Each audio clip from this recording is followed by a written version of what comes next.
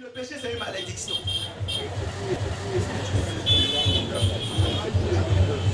Et tu es où tu es au jour d'aujourd'hui à cause de tes péchés. Il y a des gens qui sont sous la malédiction. S'il arrive même devant une maison, il voit les chaussures, deux pieds différents, pied gauche, pied gauche. Il regarde à gauche, il regarde à droite, il n'y a personne, il vole d'abord. Avant de dire je vole même, ça va me servir à quoi? Le péché, c'est une malédiction. Le péché, c'est une puissance. Et l'homme charnel de lui-même ne peut pas abandonner le péché. Il dit, j'ai la volonté d'abandonner le péché. Je n'ai pas le pouvoir d'abandonner le péché. Et au verset 24, l'apôtre Paul conclut ici en disant, mais misérable que je suis, qui me délivrera de ce corps de mort? Peut-être c'est ta condition. Peut-être tu es dans cette situation. Le péché t'a tellement bouleversé. Et effectivement, toute personne qui refuse Christ est bouleversée par le péché. Bouleversée. Peut-être tu regardes ta vie, tu dis qu'est-ce qui m'arrive? Je ne me comprends même plus. Oui, tu ne peux même pas te comprendre. Tu es la somme de tes actes et la somme de tes choix. Tu es la somme de tes actes et la somme de tes choix. Ce que tu es aujourd'hui, ce que tu vis aujourd'hui, les enchanteurs et tous les menteurs, la Bible dit que leur part sera dans les dents ardents de feu et de soufre qui est la seconde mort. Ce que nous voulons te dire ce soir, c'est que la mort telle que nous voyons, laquelle que nous assistons ce soir, ce n'est qu'une première étape. Mais quiconque n'accepte pas Christ sera jugé pour être jeté en enfer. La Bible dit, il n'y a pas le temps, on devait le vérifier, où il y aura des pleurs et des grincements de dents pour toute une éternité. Nous voulons tout simplement résumer et vous dire l'essentiel. C'est pour cela que nous avons dit ce soir que c'est une sainte convocation. Dieu t'a convoqué ce soir afin que tu viennes faire le point, évaluer à quel niveau est-ce que je suis. Et je veux que tu saches, Dieu a donné à chaque personne un policier qui marche avec lui. Et le policier là, c'est ta conscience. La voix de la conscience, c'est la voix de Dieu. Tu peux dire, oh, il n'y a rien. Il dit, pécheur, tueur, meurtrier, avorteur, médecin qui tue chaque jour, qui vend les organes, entre guillemets, enfant du diable. La voix là qui parle au fond de toi, c'est la voix de Dieu. Tu peux être à jour de toutes tes cotisations dans ton église, mais tu es pécheur. Il ne s'agit pas, Dieu ne peut pas prendre la chose de quelqu'un qui n'est pas à lui. Pour que Dieu prenne même ton argent, il faut que tu te consacres d'abord à lui, que tu te donnes à lui. Donc peut-être tu as eu à donner l'argent à l'église pour calmer ta conscience. La Prado que le pasteur conduit, c'est la Prado que tu as achetée. Ça ne va pas te donner la route du ciel. Le dernier passage que je vais dire, dit ceci. C'est Acte 17. Je vais le citer, je ne le dis pas. Le verset 30 et 31, Dieu dit, Dieu sans tenir compte des temps d'ignorance, il annonce maintenant à tous les hommes, à toutes les femmes, en tout lieu, même ici, même où tu es assise là, qu'ils aient à se repentir. Parce qu'il a fixé un jour, il jugera le monde selon sa justice. Par l'homme qu'il a désigné à cela, ce dont il a donné une preuve certaine en le ressuscitant des morts. Alléluia. Ne remets pas ton engagement à demain. Demain, il se fera tard. Mets juste ta tête. Reconnais ta misère. Reconnais ton état de pécheur. Confesse ce péché au fond de ton cœur. Tu peux même pleurer sur ta vie de péché. Parce que devant Dieu, tu seras seul. Ne tiens pas compte de ton voisin. Demain, il se fera tard.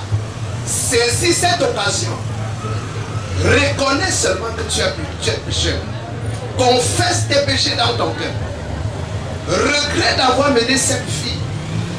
Prends l'engagement d'abandonner et invite Jésus dans ton cœur. Il dit dans Apocalypse 3:20, voici je me tiens à la porte et je frappe. C'est la porte de ton cœur. Si tu entends ma voix, C'est à toi dès ce jour, agneau de Dieu, je viens. Tel que je suis, Seigneur, je viens. Dès ce jour, je veux être à toi. Sens-toi libre de répéter juste avec moi. Seigneur Jésus, dès ce jour, je viens. Je veux être avec toi. Je n'ai pas un autre appui. Je n'ai pas un autre abri. Je n'ai pas une autre solution. J'ai appris que tu es la solution. Jésus, j'ai appris que tu es la solution. Tu es l'unique solution. Et ton sang est encore disponible ici ce soir. Je divorce d'avec Satan. Je divorce avec ses plans. Je renonce à tous les projets que j'avais avec lui. Et j'accepte Jésus-Christ. Seigneur Jésus-Christ, je viens à toi ce jour. Je viens à toi maintenant. Tel que je suis, prends-moi. Tel que je suis, prends-moi. Tel que je suis, lave-moi. Sais-tu que tu as un rendez-vous avec la mort? Dis-le lui. De la part de notre Seigneur. Est-ce que tu es conscient du fait que tu as un rendez-vous avec la mort? Et si tu es donc conscient du fait que tu as un rendez-vous avec la mort, comment est-ce que tu t'y prépares? Comment est-ce que tu te prépares pour cette mort-là? C'est ce qu'il faut qu'on évalue rapidement et qu'on essaie de voir. Comment est-ce qu'on doit se préparer? On va lire dans Hébreux au chapitre 9, le verset 27. La Bible nous dit quelque chose de pertinent. Dans Hébreux 9, 27, il y a quelque chose de pertinent qui est dit là-bas. Et je veux que tu tendes l'oreille et que tu écoutes. le jugement. Amen. Amen. Et comme il est réservé aux hommes de mourir une seule fois, après vient ce jugement. Tu seras jugé. Il faut que tu sois conscient de ça. Et comme il est réservé à chaque homme, à chaque femme, à chaque bamileke, à chaque bassa, à chaque ewondo, de mourir une seule fois, après quoi vient le jugement. Tu seras jugé.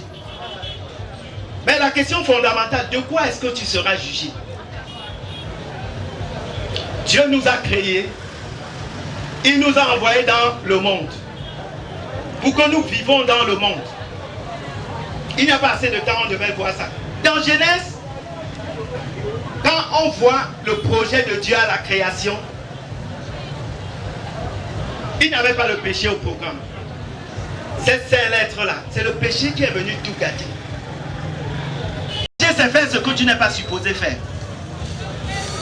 En laissant non faire ce que tu es supposé faire. Et les hommes ont décidé de suivre leur voie, de vivre comme ils veulent. Mais cependant, Dieu nous a donné la notice de la vie. Nous voulons te dire merci pour les vies qui ont été transformées, pour des âmes qui ont été réconciliées à toi ce soir. Nous te bénissons. Une stratégie pour le salut des âmes. Pas le manger et le boire. Jusqu'alors, nous prions que la puissance de ta présence ne quitte pas ce lieu. Et que toutes les forces d'ivrognerie, les esprits de bagarre, de confusion, soient chassés de ce lieu. La puissance de la présence de Dieu qui a été relâchée en ce lieu ne quitte pas ce lieu. Que tout se passe dans le calme dans la sérénité, dans la tranquillité. Au nom de Jésus-Christ, nous prions pour la dépouille de papa, ton frère qui doit aller à Tchang demain. Saint-Esprit, sois le protecteur. Veille sur tous les bien-aimés. Veille sur les amis et connaissances. Veille sur les époux des orphelins qui vont se déplacer. Papa, protège-les. Préserve-les des accidents. Préserve-les des tonneaux.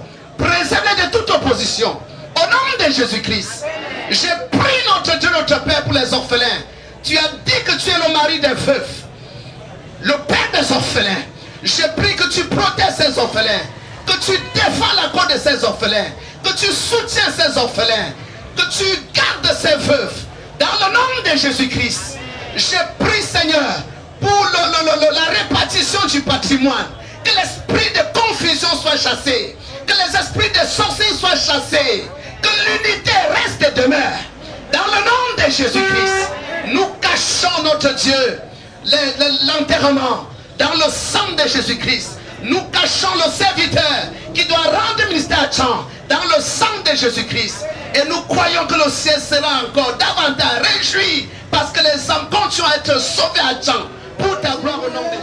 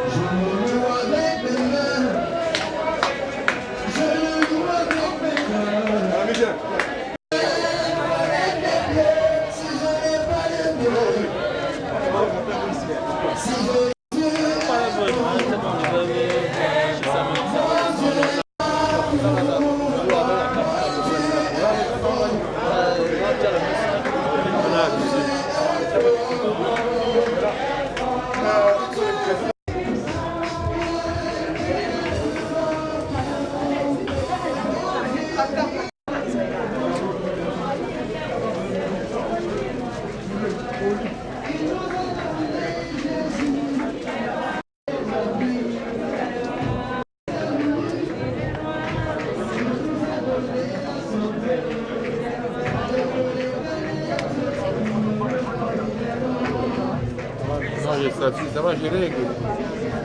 Et j'enlève, tu me donnes la lumière. Non, non, c'est bon, laisse.